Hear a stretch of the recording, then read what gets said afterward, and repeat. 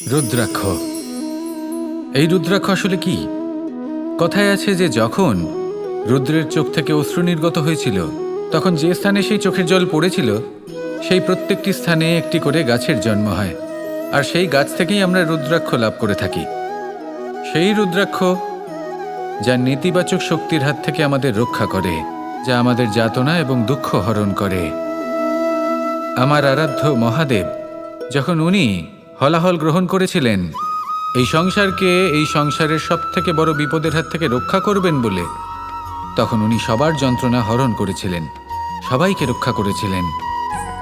আর সেই জন্য ওনার চোখের জল এতটাই শক্তিশালী যে সেটা আমাদের রক্ষা করতে পারে, যন্ত্রণা দূর করতে পারে। তাহলে এর অর্থ কি এটাই যে আমাদের সবাইকে রুদ্রাক্ষ ধারণ করতে হবে? না, সেটা তো আপনার নির্বাচন।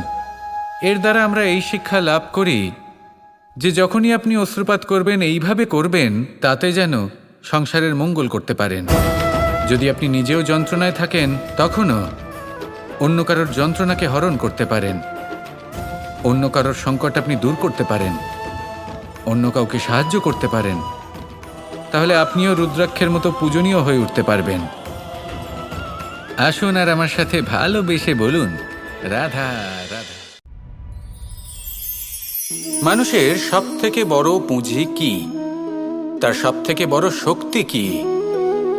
আমি যখন এই প্রশ্নটা করি তখন কিছু মানুষ বলেন মানুষের বল, তার ধন, তার জ্ঞান, তার বন্ধু, এরাই মানুষের শক্তি। তারপর আমি জিজ্ঞেস করি মানুষের সব থেকে বড় দুর্বলতা কি?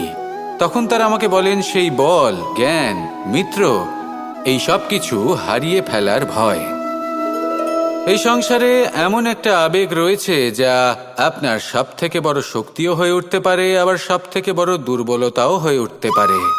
আর এই আবেগের নাম হলো বিশ্বাস। এই বিশ্বাস এতটাই শক্তিশালী যে সংসারের সব থেকে শক্তিশালী শিকলও একে বেঁধে রাখতে পারে না, সব থেকে উঁচু দেয়ালও একে বাধা দিতে পারে না।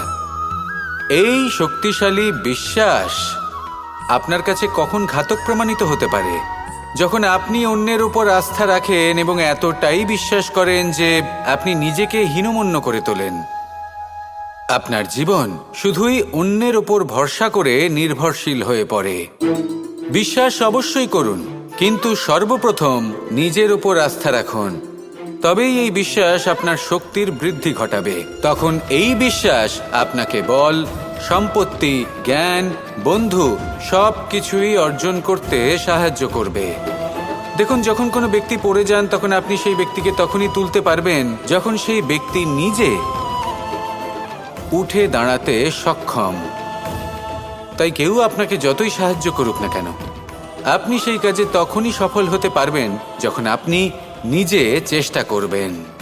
তাহলে এটাই করুন আর আমার সাথে ভালোবেসে বলুন, রাধা রাধা।